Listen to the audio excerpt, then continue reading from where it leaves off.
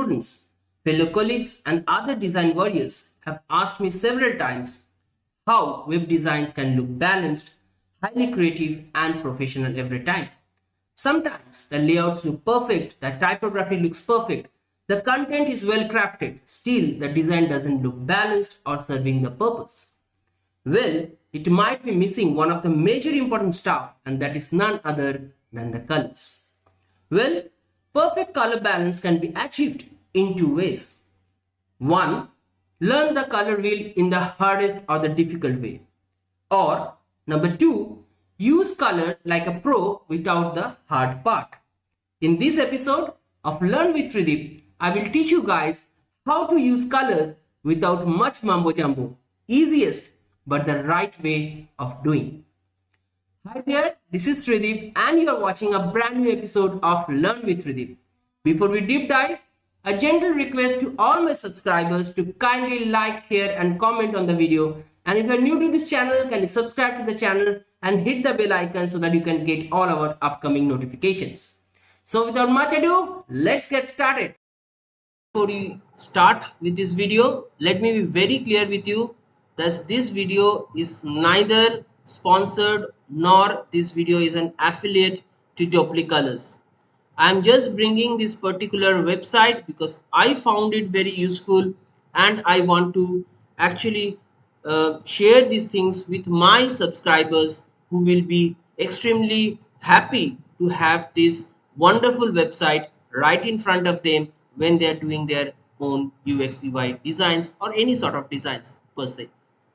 So when we start Adobe Colors, it is the if you want to go into the website, the link is directly there in our description section. It is colors.adobe.top. So what you get in this particular website, it has a host of services, free services that you can consume without even signing in. That's the best part of your website. Forget about paying them. Okay, so what do you get? You get a host of services like you can directly create your colors from the color wheels. So let us first start with the color wheels. So I clicked on the first link and here is the color wheels in front of you. So this is the first color that has been chosen from the color wheels, and it has also created 4 other colors based on the position of the first color that has been chosen. You can also select the colors by selecting from here. So this is a monochromatic color. So if your base color is this, then the other color that you will get a lighter version or a darker version of this particular color. This is complementary mode. So one color is a primary color. The complementary mode is just at the opposite of this particular color. So if you see, if I am moving this color, it is taking the color opposite in the color wheel. Okay, that's the way it is a complementary color. So this is a split complementary mode where there are 2 complementary colors that are chosen based on the main color that you choose. So if I've chosen this orangish yellow color, so the 2 colors just opposite to this orangish yellowish color will be chosen as the 2 other colors. So it's a split complementary. Then there are tetradic mode where there are 4 colors chosen based on the base colors, and see how it automatically changes based on where I am moving the color wheel. The square mode, again based on one primary color, the square mode is been taken. Okay. This is triadic color, 3 colors chosen based on where you move this particular wheel color. So the 3 colors are chosen. This is double complementary mode. So one color chosen, you will have 2 colors, 3 colors automatically created based on that. And see how the palette changes at the bottom. So you can never go wrong with your color choice. This is analogous colors. So this is analogous colors, the 3 colors chosen side by side of the main color. So if I have chosen this orangish yellowish color, the greenish part is taken from one side and the reddish part is taken from the other side. So this is cool colors mode, which is the bluish greenish tint, and this is the warm color mode, which is the orangish yellowish reddish tint. So this is all about your color palettes, your color wheel, which you are actually learning while you are doing it without the mumbo jumbo that I have already told. So let us go to Doppler's main website, main homepage, and if you see, there are a lot of things that is there in the first page itself. It also talks about the gradients that you can choose from the color palettes. It talks about the color palette generator. You can create your own color palette. Let us see. So this is the color palette that you can generate from it. So you click on this, you can actually select between tints of the same color, tones of the same color. So the tints is towards the white, tones are towards the black. So that's the basic difference. Okay, we are learning a lot of things while we are doing the stuffs, and shades are actually the colors between the main color and the black. So it will tend to go till the darkest color of the wheel, which is the black. So you can select any color from this particular um, tone or tint or shades, and each and everything that you can actually change. So you are actually see how easily you are selecting your color palettes. But remember this thing, this you are doing as a R&D process. You might go wrong in that thing. So when you see a color palette which has already done by Doppler, it is much safer to use those color palettes provided your client's brand actually permits those color. Let's again go to the home page and see. If you click on this particular color, it shows you the name of the color and it also gives the hex code. So this is a fantastic thing where you can actually know a particular name of the color and the various tints, the various tones of that particular color, but the color remains the same. So this one, for example, is a lavender blue. The color remains the same, but the tones and the tints changes and the shades changes as we darken or lighten the color. Okay, and see, these are fantastic things. You can actually learn the color harmonies if you are using this particular lavender blue. What are the color that goes well with this, and what are the color doesn't go along with this. Okay, so you can also see the trending color palettes currently that is happening. Wow, see the range of colors, plethora of colors they have over here, and you cannot go wrong if you choose any one of these color tones. But don't mix match between two color gradients, that two color palettes, that will actually might take your design in the wrong way. But you can definitely use very safely one of the color palettes and stick to it. The next thing I can show you is the gradient inspirations that they already have. See the lovely gradients that you can blindly take for your website designing or any other designs that you are doing currently. One fantastic stuff that I found, that they have a color palette, brand palette based inspiration over here.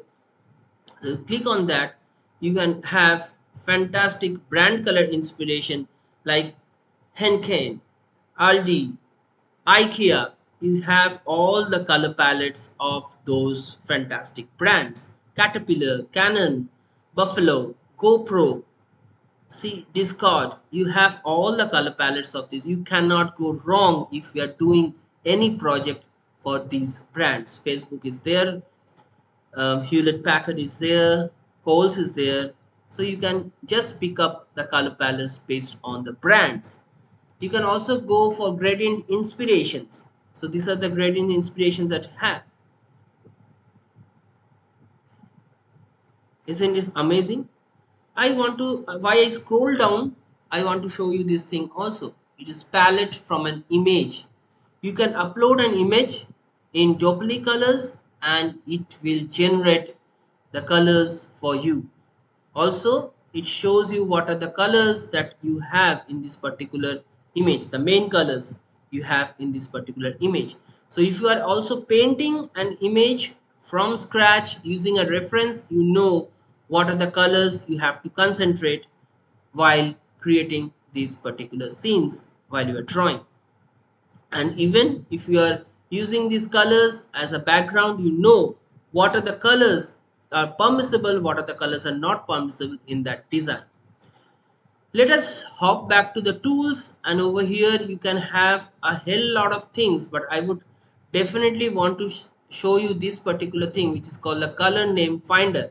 So when you click on this color name finder, what it gives is that it gives you an option to upload any image over here, and based on that image, if you change the location of this color picker, it actually shows you the color of that particular area. Let's just see over here what it also gives. It gives you the name of the color and the. Let's now see this random image again. You can just go on clicking this random image and you can choose your next image. You can also upload your own image that you want to choose.